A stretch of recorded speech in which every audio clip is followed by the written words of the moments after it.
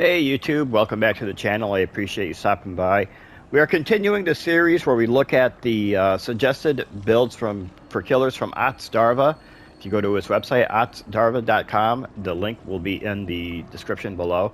He's got 4 recommended builds for every killer. He's got, generic builds. He's got, builds to fit certain playstyles, and he's also got these builds that are non-teachable. They're meant for like kind of beginners who might be playing a killer and they haven't really unlocked any of the other killer perks in the game. So that's what we're working on right now is the non-teachable build for the hag. This is like you just picked up the game, you really want to play the hag, but you don't have any other killer's perks unlocked. Then this is the build that he's suggesting you start with. So let's break it down. We've got Hex Ruin, which is one of the hag's perk. There's a hex totem active on the map, and all generators are affected by it. While a generator is not being repaired by a survivor, it will immediately and automatically regress repair progress at 100% of the normal speed. But once the survivor is killed by any means, the Hex Ruin totem reverts to a dull totem. We've also got another one of the hag's perks. This is Hex, the third seal. Hitting a survivor with a basic attack or a special attack while the Hex totem is active applies the blindness status effect, and this effect applies to the last 4 survivors hit. We've also got Sloppy Butcher, so that wounds inflicted by basic attacks cause survivors to suffer from the hemorrhage and mangled status effect. We've also got Hex, no one escapes death, so that once the last generator is repaired, if there is a dull totem on the map, this Hex is applied to it, and all survivors suffer from the explode status effect. My movement speed is increased by 4%, but the survivors can see the totem's aura at a range of 4 to 24 meters. And keeping in with that this is supposed to be a beginner's build for hag players, I'm also only bringing in brown add-ons and brown offerings. So what we're bringing in is the powdered eggshell, which increases the triggered phantasm trap duration by 25%. And then we got the deadfly mud, which increases my teleportation range to get to the traps by 20%. Then we're bringing in the annotated blueprint to increase the chance of spawning the hatch in the killer shack. We play against AI bots in these games because we need have all the perks, all the add-ons, all the offerings available to us, and also because it's kind of fun and chill to just play against AI bots. And I'll let you know my thoughts on this build at the end of the match. And by the way, while we're loading in, I noticed that this series has been getting some new viewers into the channel. So if you watch these videos and you like what you see, please hit the subscribe button. I would greatly appreciate it.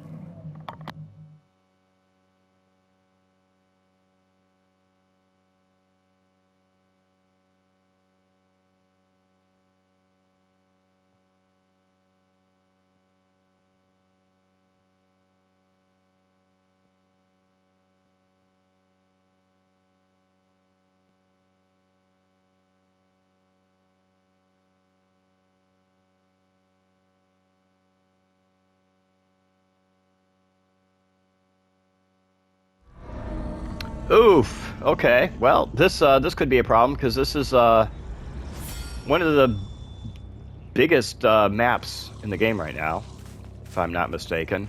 It's definitely the newest. Here's my problem: is what we're gonna have going up against the AI, is that these guys all know where the hex totems are in my experience, and they know which hex totems to break and which ones not to break.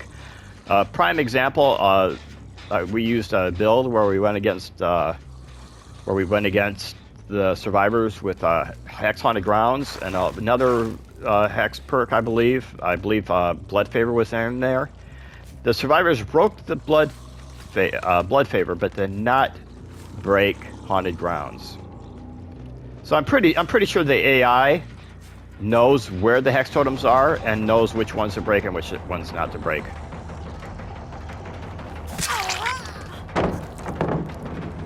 Now, also, I don't think the AI is really going to suffer from blindness, because obviously the AI does not bring in perks, so they're not going to have any perks that are reading. The only time the blindness might affect survivors not bringing in perks is when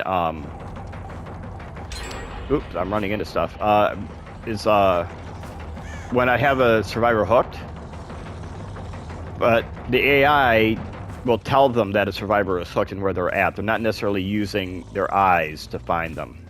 So I don't think we're going to get really any Hex third seal value because of the AI.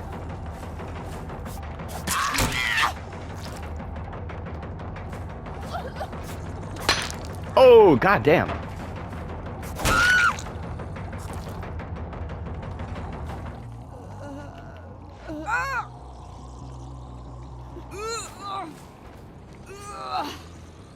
don't want to trap her right next to the totem, but I don't really have any other choice. My other experience with the AI in playing these past few hag matches is that as soon as they trigger a trap, they will bolt. They will 100% run off as soon as they trigger a trap. They will not try and just power through the trap. They will 100% just run, because I don't think they can tell the difference between phantasm and real hag. All they know is they hear tear radius and they run. I'm pretty sure that is what the AI is telling them to do. Oop, I do want to try and go back there if I can.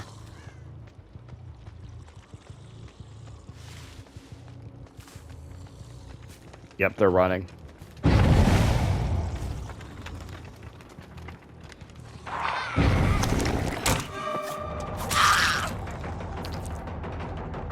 Let's go after the Jill. The Lori has to mend.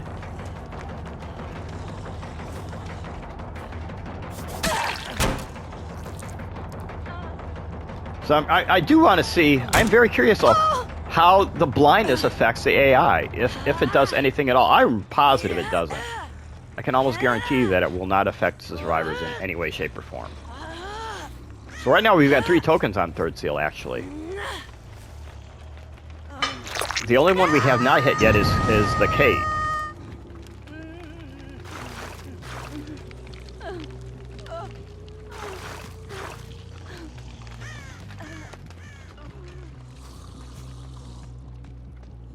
Kate was over here. I don't know if she still is. Let's find out.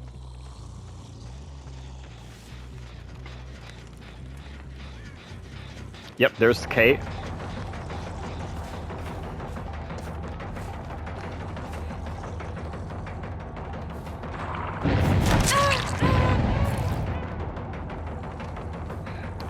Okay, now we've got 4 tokens on third seal.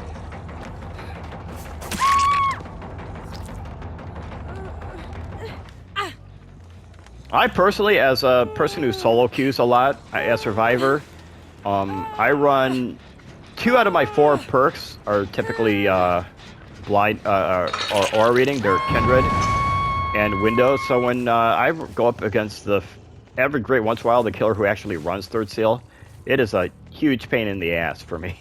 I'm not gonna lie. Third seal can completely wreck my day. Problem is that third seal is pretty much inconsequential against Swifts. Let's go after the Megan, because I think Jill was just on the hook.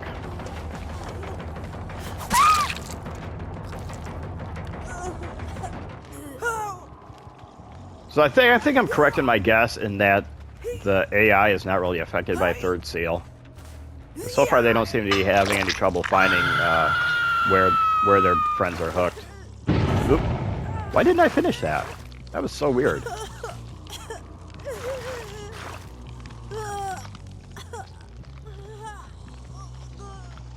And also, surprisingly, they have made no effort to break these totems yet. Because that's something else in my experience, is that once the AI tells them you have a hex totem active, I'm pretty sure they get told where the hex totem is that they want to break. I'm pretty sure they get told right where it is. They don't have to rely on visual cues like you and I do.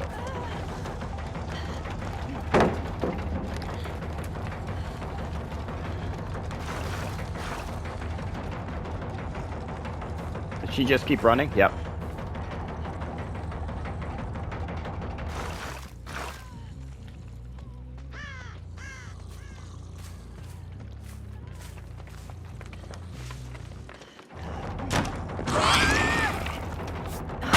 Oh, well done. Well done, Jill. Even for a computer, you did very well with that one. They're back over here, so let's try and get back over here for the unhook.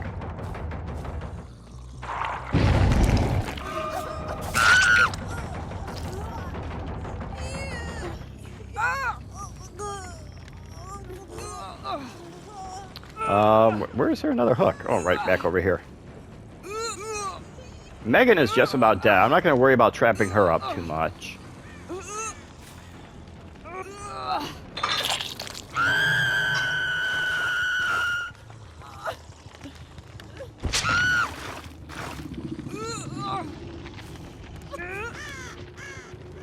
do not believe for 1 second that they're going to get to the Megan. I'd be surprised if they do. I know Jill. Yep, there's the Jill. There's the Kate. Holy shit, they did. Oh no, that's who the hell is that? This must be the Jill over here. What is she doing in here? What is the Jill doing in here? What is she doing? Yeah, Jill, you do that. You go ahead and jump right in that locker. I wonder if the third seal is causing some AI issues with them.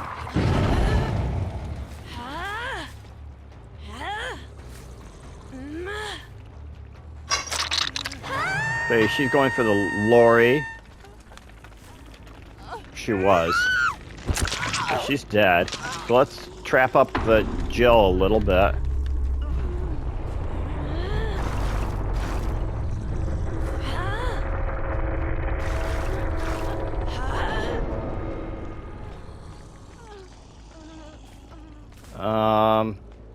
This is kind of hard for me to see scratch marks on this map. Does anyone else have that same issue?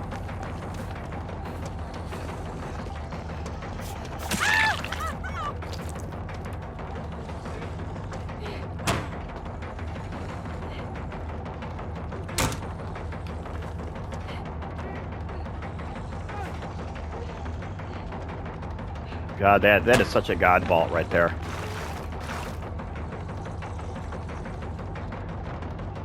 And she going. Yep, she's going right over to where Jill is. Going into the killer shack.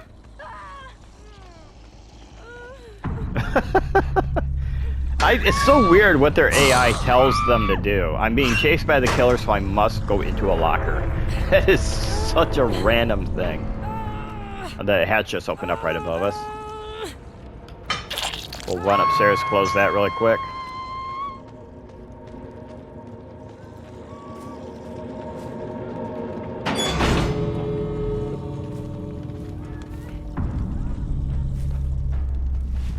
The AI behaved quite surprisingly this match. Not gonna lie, I don't know if it was the third seal that was kind of messing with them or what. Though we didn't have any of them running into corners this time around. So for beginner hag, here's the problem with hex totems is that they tend to go fast. Unless you take the survivors to an indoor map or a map which has some kind of tricky spawn points for the totems, your totems aren't going to last for very long. Here's another problem is that Ruin has been nerfed so that as soon as a survivor is killed, the Hex Ruin totem reverts to a dull totem. So once you get a kill, Hex Ruin becomes completely useless, and then you are only playing with 3 perks. Third Seal is not the best against Swifts or Survive with friends that have comms or whatever. So, I mean, Third Seal you may not get a whole lot of value out of. Sloppy Butcher is good on Hag because, you know, you're going to get a lot of your attacks just through basic attacks. Or surprise attacks from the totem. So when you get a basic, or from the traps rather.